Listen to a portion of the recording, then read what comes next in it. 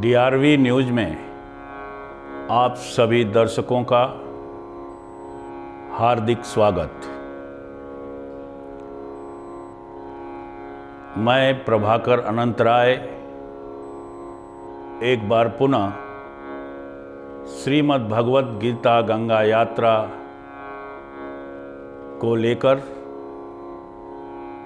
आप सभी के समक्ष उपस्थित हुआ हूँ। पिछले एपिसोड में हम सभी लोगों ने कर्ता के नाम रूप के ऊपर चर्चा की थी और आज हम इस गंगा यात्रा में कर्ता के नाम रूप भाग 2 के ऊपर चर्चा करने वाले हैं।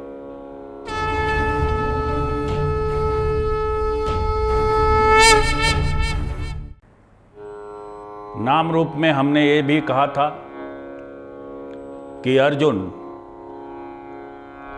युद्ध से मुख मोड़ लिया है और श्रीमद् भगवान श्री कृष्ण उसे निष्क्रियता से सक्रियता की तरफ ले जाने का प्रयास करते हैं। अर्जुन कोई सामान्य व्यक्ति नहीं है, वह एक भारत का महान व्यक्तित्व है, एक महान योद्धा है।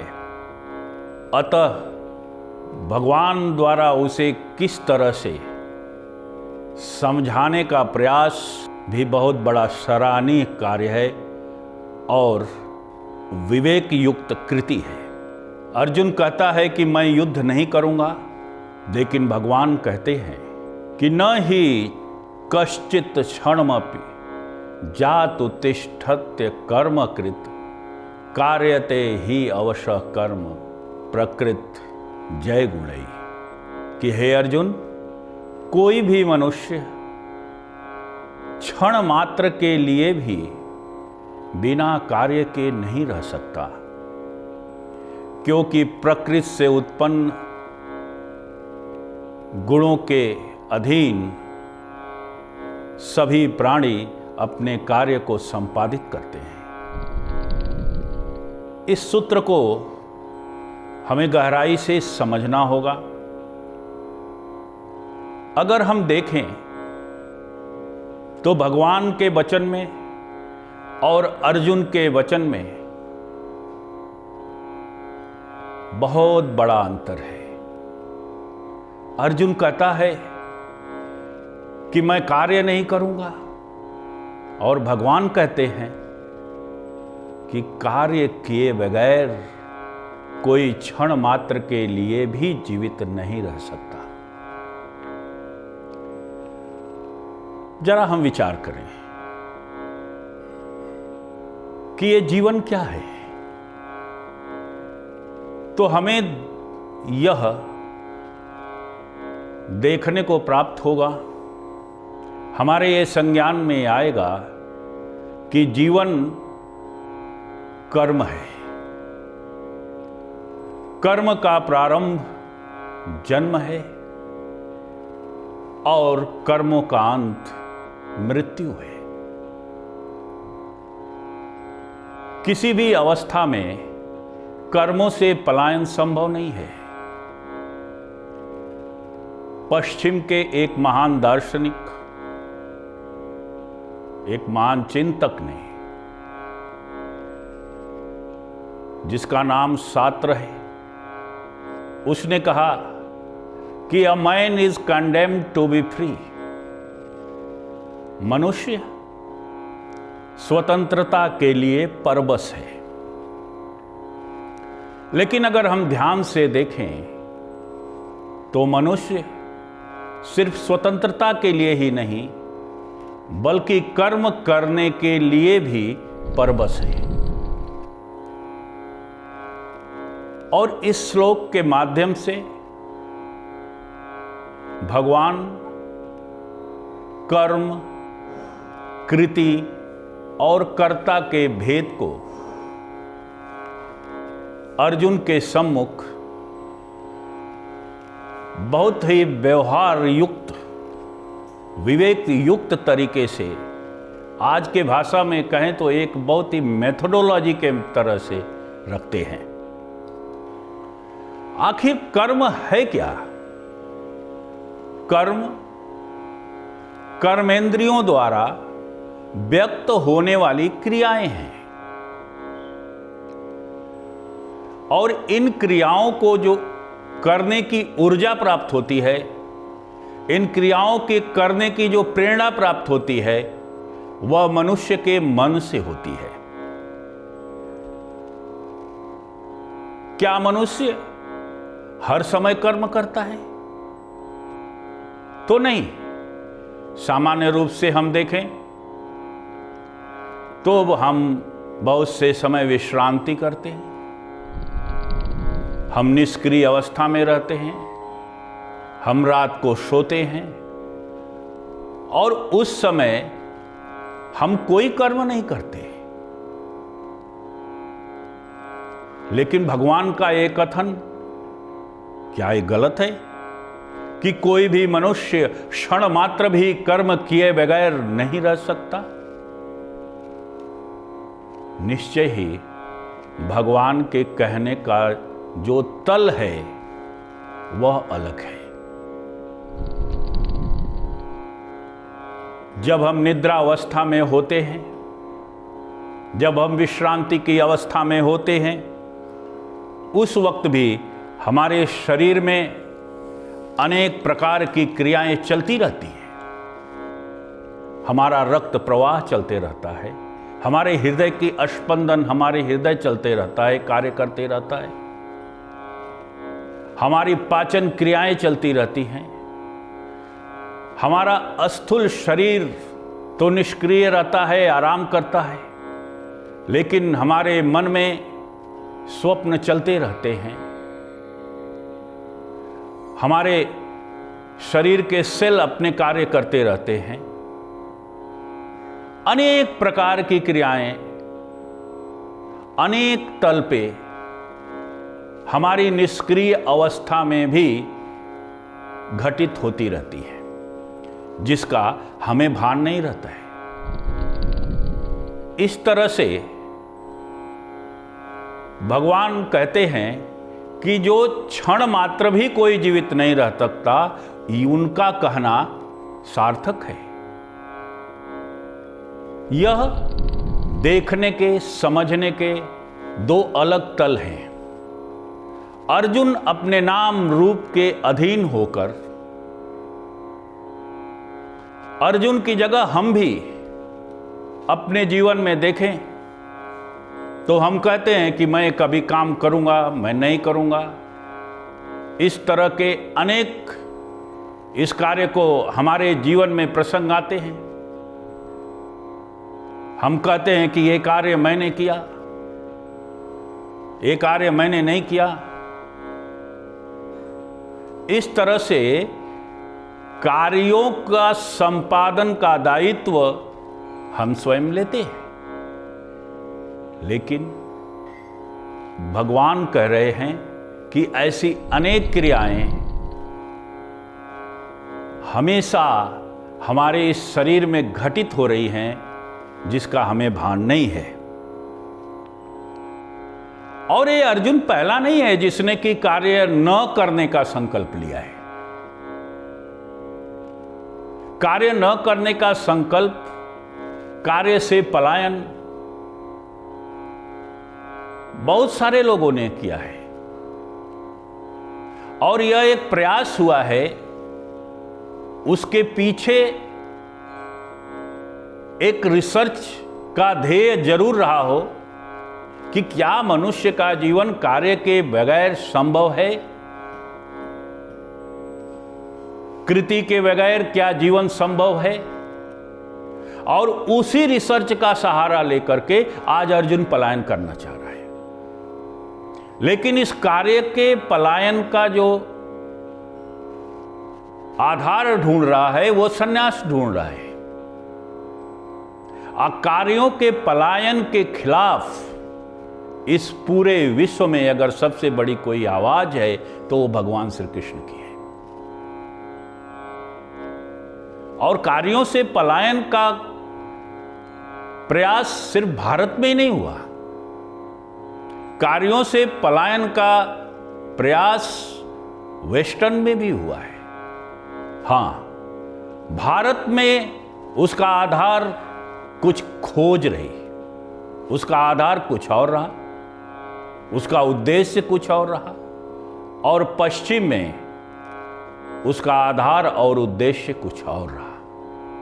लेकिन दोनों जगह कार्य से पलायन का जो रिजल्ट मिला वह अहितकर ही मिला, वह मानव के जीवन के हित में नहीं मिला। इसलिए कर्मों को रोकना मूर्खता है, कर्मों को रोकना अहंकार को बढ़ावा देना है। आखिर इन कर्मों को रोकने की बात अर्जुन कर रहा है, और अर्जुन की तरह अनेक बार हम लोग भी करते हैं। इसके अज्ञान का कारण क्या है कि हम कर्मों का उद्भव कर्मेंद्रियों के द्वारा और ज्यादा से ज्यादा मन के धरातल पर देखते हैं। इसलिए नाम रूप के अधीन होकर अहंकार व सम कहते हैं कि यह कार्य हम नहीं करेंगे। हमारी इंद्रियों की एक सीमा है, हमारे मन की एक सीमा है, लेकिन ये जगत, ये सूक्ष्म जगत, वो परमात्मा की शक्ति जो कार्यों का उद्भव करती है, वो प्रकृति शक्ति जो कार्यों का कारण है, वह इन इंद्रिय जगत के बहुत पार है। अतः इस इंद्रिय जगत के द्वारा उन कार्यों को रोकना संभव नहीं है। हम अगर देखें तो हमारे अगल बगल ऐसे अनेक व्यक्ति मिलेंगे जो कोमा से गुजरे हैं, या कोमा के मरीज को अगर हम देखें तो वो महीनों ऐसी भी घटनाएं हुई हैं कि लोग सालों उस कोमा की अवस्था में पड़े रहे हैं, जिनका शरीर पूर्ण रूपेण निष्क्रिय रहा है, लेकिन वो मरे नहीं है। उनका सूक्ष्म शरीर, उनके अंदर जीवन की इच्छा, उनका जीवन चलता रहा है। लेकिन ये जो जीवन चल रहा है, ये जीवन जीना, ये जीवन जीने की इच्छा क्या हमारी है? ये जीवन जीने की इच्छा उस नाम रूपधारी की है? नहीं, यह जीवन जीने की इच्छा हमारी नहीं है, क्योंकि हम तो लिमिट हैं, हमारी दुनिया छोटी है। ये जीवन जीने की इच्छा, हमें जीवित रखने की इच्छा उस परमात्मा की है, उस प्रकृति शक्ति की है जो हमें जीवित रखना चाहती है, और वही हमारे अंदर जीवन को संचालित कर रही है। वही हमारे अंदर उन कार्यों को जो अति सूक्ष्म रूप से हमारे अंदर हो रहे हैं, जिनका हमें संज्ञान भी नहीं है, उन्हें संचालित कर रही है। आप स्वयं विचार करें कि अगर श्वास लेना, इन रक्त का प्रवाह, पाचन, हमारे शरीर के जीवाणु जो क्षण प्रति क्षण परिवर्तित हो रहे हैं, अनेक घटनाएं जो हमारे शरीर में हो रही हैं, अगर उन सबका दायित्व तो हमें दे दिया जाए तो क्या हम उसका संपादन ठीक ढंग से कुछ दिन कर सकेंगे? तो अगर आप आंखें बंद करके सोचेंगे तो आपका जवाब यही होगा कि हम नहीं कर सकते। क्यों? कि ये सारे सूक्ष्म घटनाएं, ये सारे सटल कार्य, जो महत्वपूर्ण कार्य हैं, जिनके द्वारा हमारा जीवन संपादित हो रहा है, वो कार्य नेचर ने, प्रकृति ने, भगवान ने अपने ऊपर लिया है और वो हमें कुछ छोटे मोटे कार्यों को करने की अनुमति देते हैं। ऐसा कई बार होता है, हमारे नाखून बढ़ते हैं। कई बार ऐसा सुनने में आता है कि जब कब्र में अगर मुर्दे को दफना दिया जाता है तो कब्र में लोगों के नाखून बढ़ जाते हैं, बाल बढ़ जाते हैं। क्या रहस्य है उसके पीछे? व्यक्ति तो जा चुका है, लेकिन नाखून बढ़ाने वाले जो जीवाणु हैं उन्हें तो खबर ही नहीं है। वो अपने कार्य में, अपने व्यवहार में, अपने प्रकृति प्रदत्त कार्य में सक्रिय हैं और नाखून बढ़ते जाता है। भगवान कर रहे हैं कि सभी लोग अपने प्रकृति के अधीन अपने कार्यों का संपादन कर रहे हैं। इसलिए यह कहना कि मैं कार्य नहीं करूंगा, कार्यों से पलायन कर जाना, अपने अंदर के अहंकार को बढ़ावा देना है, अपने अंदर के अज्ञानता को बढ़ावा देना है। और जैसे जैसे हम अपने गहराई में उतरेंगे, सत्यता के करीब पहुंचेंगे, हमें ये आभास होते जाएगा कि ये सारे कार्य, हमारा यहां तक कि जीवन जीना भी हमारे कारण नहीं हो रहा है, यह प्रकृति के कारण हो रहा है, यह उस भगवान के प्रेरणा से हो रहा है। इसलिए भगवान के देखने का तल, भगवान जीवन को, कार्य को उस प्रकृति के तल से देख रहे हैं। अर्जुन जो है उस अहंकार रूपी नाम रूप से देख के तल से देख रहा है। अर्जुन अहंकार रूपी नाम के तल से इस जीवन को देख रहा है। यह देखने की दो दृष्टि है। अतः भगवान का कथन कि हम क्षण मात्र भी बिना कार्य के नहीं रह सकते, सत्य है। इसीलिए एक संत ने कहा है कि होई हैं वही जो राम रुचि राखा, जस करनी तस भोग उठाता। बस आज के लिए इतना ही। इस तरह के प्रोग्राम देखने और सुनने के लिए आप DRV न्यूज़ को लाइक करें, शेयर करें, सब्सक्राइब करें और हाँ, कमेंट करना न भूलें। बस आज के लिए इतना ही। आप मुझे यानी प्रभाकर अनंत राय और DRV न्यूज़ की टीम को दीजिए इजाज़त। धन्यवाद। जय श्री कृष्ण।